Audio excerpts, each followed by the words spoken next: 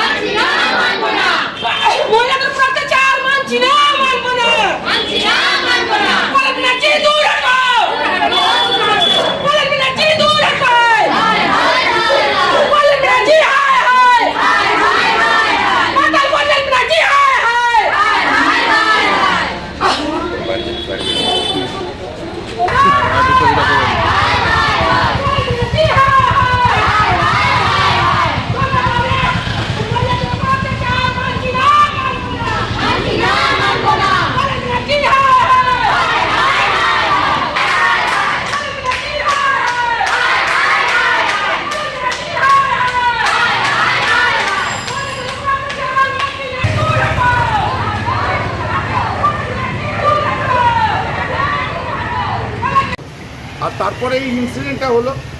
আমি যেটা অ্যাপ্রিহেন্ড করছি সেটা হচ্ছে বিজেপি আর সিপিএম দুজনে মিলে আমাকে উপরে অ্যাটাক করতে পারে যে কোনো মুহূর্তে।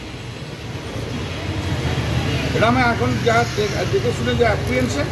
সেলিম যেহেতু ঢুকেছে, সেলিম তো একটা মারকুটে লোক, গুন্ডা লোক, সব জায়গায় মারকুটে করে আসে। আর বিজেপির সঙ্গে অসম্ভব ভালো সেট।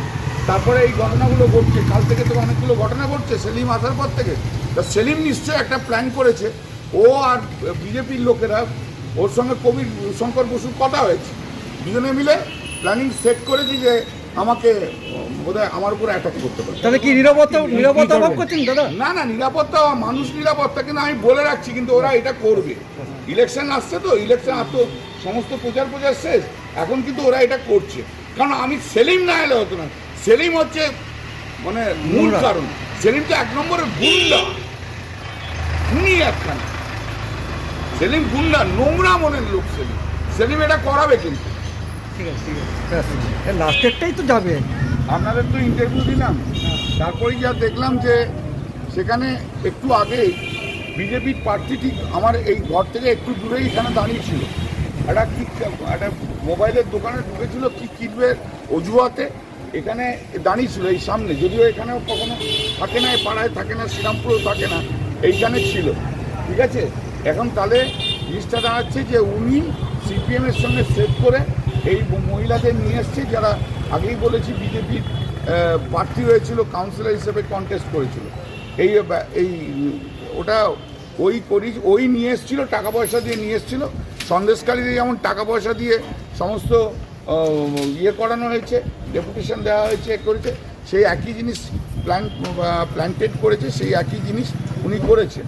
তা উনি একটা শুনলাম একটা জায়গায় বলেছে যে মহিলাদের প্রতি নাকি আমি কি কথা বলেছি, আমি কোনো কমেন্ট কোথাও করিনি, কিন্তু মহিলাদের ওপর অত্যাচারের কথা উনি বলছেন তো, কবির শঙ্কর বসু উনি বলছেন তো, উনি হচ্ছেন নিজে মহিলাদের ওপর সবচেয়ে বেশি অত্যাচার করেন। মহিলাদের ওপর অত্যাচার করে বলেই আমার মেয়ে, যিনি ওনার প্রথম স্ত্রী ছিলেন, অত্যাচার করেছিল বলেই ডিভোর্সটা কিন্তু হয়েছিল। এখন যে দ্বিতীয় বিয়ে করেছে তার ওপরও অত্যাচার করছে, তার বউকে কিন্তু আর ওনার বাড়িতে ওনার সঙ্গে দেখা যায় না। এমনকি ওনার বাবার যেদিনকে শ্রাদ্ধ হয় সেদিনকে ওনার দ্বিতীয় বউকে দূর দূর করে তাড়িয়ে দিয়েছিল। মহিলাদের ওপর অত্যাচার সবচেয়ে বেশি যিনি করেন তিনি হচ্ছেন এই বিজেপির প্রার্থী। বাবার টাকা আর প্রাক্তন শ্বশুরের নাম, এই নিয়ে ওনার জীবন চলছে, আর কিচ্ছু নেই ওনার, আর কিচ্ছু না। এইসব নোংরামি করে, নোংরামি করে চলে। হ্যাঁ, ও নিয়ে এসেছিল তো, জানালে যাবো না 5 মিনিটের মধ্যে, এখানে 5-7 মিনিটের মধ্যে কি করে এলো? একটা মোবাইলের দোকানে ঢুকে গেল, একটা মোবাইল কিনবো বলে, এটা তো অজুহাত ভাই। মোবাইলের দোকান আর কোথাও নেই, থাকে তো শুনেছি এখন ডানকুনি না ওই পাশের দিকে থাকে। ডানকুনিতে তো প্রচুর মোবাইলের দোকান আছে, উত্তরপাড়ায় প্রচুর মোবাইলের দোকান আছে, হঠাৎ আমার বাড়ির সামনে মোবাইলের দোকানে কেন? আমার বাড়ির সামনে মোবাইলের দোকান, তা না উনি নিয়ে এসেছিলেন, উনি দেখতে চেয়েছিলেন এই মেয়েগুলো যাতে ঠিকমতো ফিরে চলে যায়। ইন দি মিন টাইম আমি বেরিয়ে গেছি, আরও ও পালিয়ে যেতে পারেনি, তাই একটা মোবাইলের দোকানে ঢুকে গেছি। একদম সিপিএমের সঙ্গে সেট রয়েছে। আমি বলছি তো, সেলিমের সঙ্গে ওর কথা হয়েছে, সেলিমের সঙ্গে সিপিএম বলছি একমাত্র নোংরা লোক একটা, সেলিম এসব করাচ্ছে এই বিজেপির প্রার্থীকে দিয়ে। বিজেপি সিপিএম তো এক জায়গায় রয়েছে, এটা তো পরিষ্কার স্পষ্ট একদম। বিজেপি ওদের সিপিএমের প্রার্থীর দেওয়াল লিখে দিচ্ছে, দেখবেন দেওয়ালগুলো যেগুলো লেখা আছে বিজেপি প্রার্থীর দেওয়াল, তার পাশে হচ্ছে সিপিএমের দেওয়াল। বিজেপি যেখানে ফ্লেক্স সেখানে হচ্ছে, ওখানে আমাদের করতে হয় না। সিপিএম আমরা হচ্ছি, এরা তো কোনোদিন সিপিএম এর বিরুদ্ধে আন্দোলনই করেনি, এরা তো রাজনৈতিক আন্দোলনের সঙ্গেই ছিল না। সিপিএম এর বিরুদ্ধে আন্দোলন করে আমরা এই জায়গায় আজকে এসেছি। সিপিএম আমাদের কাছে সবচেয়ে বড় রাজনৈতিক শত্রু, বিজেপিও 1 নম্বর রাজনৈতিক শত্রু, সিপিএমও 1 নম্বর রাজনৈতিক শত্রু। সিপিএমকে আমরা যা চিনি তার মধ্যে কেউ চেনে নাকি? সিপিএম গুন্ডার দল, সিপিএম ধর্ষণকারীর দল, সব অসভ্য ছেলে মেয়েগুলো এখন সিপিএমে গেছে, সভ্যভাবে কথা বলতে পর্যন্ত পারে না। পরিকল্পিতভাবে করেছে, এবং এর মাস্টার প্ল্যান যেটা, সেটা হচ্ছে মোহাম্মদ সেলিম ওকে দিয়েছে। ঠিক আছে, হ্যাঁ দাদা, প্রার্থী বলছেন যে ইন্ডিয়া জোট করেছেন, কিন্তু পশ্চিমবাংলায় এখানে এই শ্রীরামপুর লোকসভায় ফ্লেক্স ব্যানার দীপশিতার নাকি আপনি করিয়ে দিয়েছেন। ইন্ডিয়া জোটটা তো পশ্চিমবাংলায় হচ্ছে না, এটা তো সবাই জানে।